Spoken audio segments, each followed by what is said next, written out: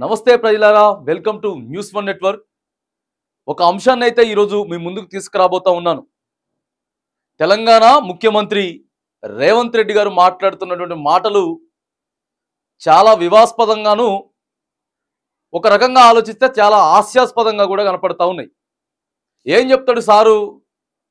Press మీట్ల ముందు చాలా సభలకు పోయినప్పుడు బీఆర్ఎస్ పార్టీకి సంబంధించినటువంటి నాయకులను ఎవరిని కూడా నా పార్టీలో జాయిన్ చేసుకోనని చెప్పి కాంగ్రెస్ పార్టీ మేనిఫెస్టోలో నెంబర్ 3 మూడో పాయింట్ ఏంటిది అంటే, వేరే పార్టీ వాళ్ళు మా పార్టీలోకి వస్తే జాయిన్ చేసుకోం అని చెప్పి మేనిఫెస్టోలో పెట్టి, ఇక ముఖ్యమంత్రి రేవంత్ రెడ్డి గారు మాట్లాడే ప్రతిసారి కూడా ఇక ఒకసారి మాట్లాడిండు. ఆ పార్టీలో ఉన్నటువంటి కాకులు, ఆడ వాలినటువంటి కాకులను మా పార్టీ మీద కనీసం ఆ కాకులను వాలనీయను అని చెప్పుకుంటా పెద్ద పెద్ద గద్దల్నే తీసుకొని పోతా ఉన్నాడు.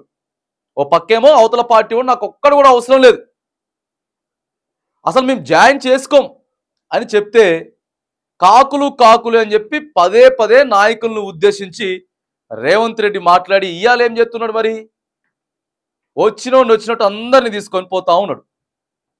ముఖ్యమంత్రి రేవంత్ రెడ్డి గారి కంటే ముందు మనమేం చెప్పదలుచుకున్నామనంటే, మరి పోయేటోళ్ళంతా చూడండి ఒకసారి మిమ్మల్ని కాకులతోటి గద్దలతోటి పోల్చుతా ఉన్నారు.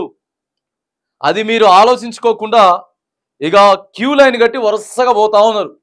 క్యూ లైన్ కట్టి వరుసగా పోతా ఉన్నారు. వయసుతో సంబంధం లేదు,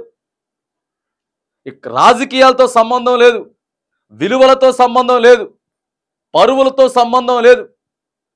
ఆయన కాకులు గద్దులు అని చెప్పి ఓ పక్క బోధిస్తూ ఉంటే, ఇక అందరూ ఒకళ్ళ తర్వాత ఒకళ్ళు ఆడ వరంగల్లా ఎంతమందిని తీసుకొని పోయిండు గద్దల్ని? ఒక కాకిని రానియని చెప్పి గద్దల్ని ఎంతమందిని తీసుకుపోయిండు? కడియం శ్రీహరి గారిని పట్టుకొని పోయిండు. వాళ్ళ కూతురికి కావ్యకి టికెట్ ఇచ్చేందు కోసం అధికార పార్టీలోకి పోయిండు. కేశవరావు గారు, కేకే గారు పోయిండు. వీళ్ళంతా ఎంత వయసున్నోళ్ళు? వీళ్ళందరినీ తీసుకొని పోతాడు రేవంత్ రెడ్డి గారు. మరి మేనిఫెస్టోలో పెట్టిరు కదా సార్, మీరంతా వద్దని చెప్పి పెట్టిరు కదా, మరి ఆ మేనిఫెస్టో ఏమైపోయింది? ఆ మేనిఫెస్టో గంగల కలిపేసి వచ్చిన కుప్పలు కుప్పలకి ఇక దానం నాగేందర్ గారు ఖైరతాబాద్ ఎమ్మెల్యే, ఆయన్ని తీసుకుపోయి ఎంపీ టికెట్ ఇచ్చిండు. ఆడ చేవెళ్ళలో పోటీ చేసేటోడు, చేవెళ్ళలో పోటీ చేసేట ఆయన బీఆర్ఎస్కి వెళ్ళే పోయిండు. ఉన్నదాడ ఒకే ఒక సీటు ఉమ్మడి ఖమ్మం జిల్లాల భద్రాచలం, ఇగో ఆయన్ని తీసుకున్నారు. హైదరాబాద్ మేయర్ని తీసుకున్నారు. ఇక కార్పొరేటర్లు అయితే లెక్కలేదు, ఇక జెడ్పీటీసీలు ఎంపీపీలు అయితే బొచ్చెడు మంది. మరి మీరంతా ఒకసారి గ్రహించాలి, మిమ్మల్ని కాకులు గద్దలని బోధిస్తా ఉన్నాడు, మాట్లాడుతా ఉన్నాడు, మీరంతా పోతున్నారు. కానీ మీరు ఏం గమనించాలనంటే, గతంలో బీఆర్ఎస్ పార్టీ అధికారంలో ఉన్నప్పుడు బీఆర్ఎస్ పార్టీ కాంగ్రెస్ పార్టీలో గెలిచి బీఆర్ఎస్ పార్టీ అధికారంలో ఉన్నప్పుడు పార్టీ మారిన వాళ్ళు ఎవరెవరైతే ఉన్నారో వాళ్ళంతా కూడా మొన్న జరిగినటువంటి 2023 నవంబర్ డిసెంబర్లో జరిగినటువంటి ఎన్నికలల్లా వాళ్ళంతా ఓడిపోయినరు. డబ్బు శాశ్వతం కాదు, అధికారం శాశ్వతం కాదు, పదవులు శాశ్వతం కాదు. వాళ్ళంతా పార్టీలు మారితే ఇలా ఓడిపోయి మూలకు కూర్చున్నారు. మరి మీరు కూడా పార్టీలు మారుతా ఉన్నారు. 4 నెలల క్రితమే, 4 సంవత్సరాలు కూడా కాదు, 4 నెలల క్రితమే మీరంతా కారు గుర్తుకి ఓటేయమని చెప్పిన మీరంతా ఇప్పుడు హస్తం గుర్తుకి ఓటేయండి అని చెప్పి ప్రజల్లోకి పోతా ఉంటే, మరి ప్రజలు అంత పిచ్చోళ్ళలాగా మీకు కనపడతా ఉన్నారా? మిమ్మల్ని ఆహ్వానించేటటువంటి పెద్దసారే మిమ్మల్ని గద్దలుగా, కాకులుగా భావిస్తూ ఉంటే, కాకులు ఏడబడితే ఆడ వాళ్తాయి. ఆడవాళ్ళే ఒక్క కాకి కూడా ఈడికొస్తే నేను ఊకోను రానినని చెప్పి ఇక మరి మిమ్మల్ని వీళ్ళందరినీ కూడా గొర్రెల మందలకు దోలకపోయేటటువంటి ప్రయత్నం చేస్తూ ఉన్నారు. బీఆర్ఎస్ పార్టీ ఓడిపోవడానికి ప్రధాన కారణం ఎక్కువ మంది నాయకులు ఉండబట్టే, దాంట్లో వర్గాలు ఉండబట్టే ఇవాళ ఓడిపోయింది అనేది మీరు గుర్తుపెట్టుకోవాలి. ఇవాళ ఏం జరుగుతూ ఉన్నది?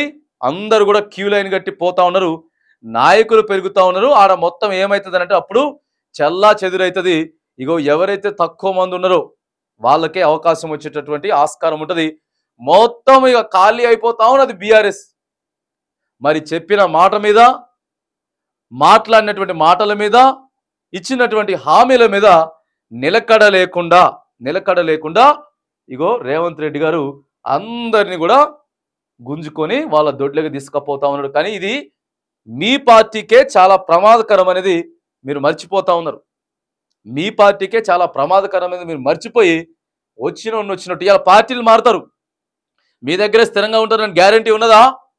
మళ్ళీ ఎంపీ ఎన్నికలు అయిపోయిన తర్వాత కేంద్రంలో బీజేపీ పార్టీ అధికారంలోకి వస్తే వీళ్ళంతా మళ్ళీ కాంగ్రెస్కి వచ్చిన వాళ్ళంతా కూడా వదిలేసి భాజపా బీజేపీ పార్టీలోకి పోతారు. వాటన్నిటిని కూడా మీరు గ్రహించాలా. వాటన్నిటిని మీరు గ్రహించాలి. అంతేగాని ఇష్టానుసారంగా తీసుకొని పోయి నాకు వద్దని చెప్పి మీరే మళ్ళీ తీసుకొని పోతా ఉంటే ఇగో రాష్ట్ర ప్రజలకి మీరు ఏం చేస్తా ఉన్నారో క్లియర్గా అర్థమవుతా ఉన్నది. మరి మీ వాళ్ళని కాపాడుకోండి. వచ్చిన వాళ్ళని వచ్చినట్టు మీరే కాపాడుకోవాల్సినటువంటి బాధ్యత మీకే ఉంటుంది.